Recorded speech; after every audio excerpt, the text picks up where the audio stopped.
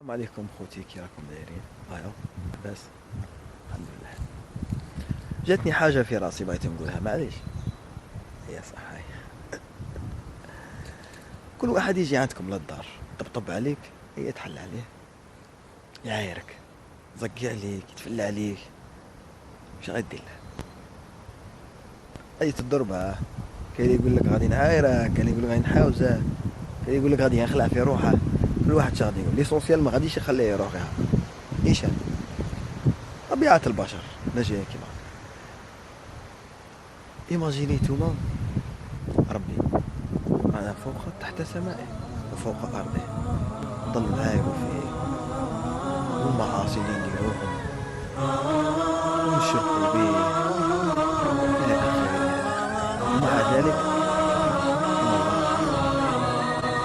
يقول لك حسنة لعبدك، ومهما تكون عاصي توب ويقبل منك التوبة. هذه حاجة سامة والله، كل خما فيها غير شوية طاعة.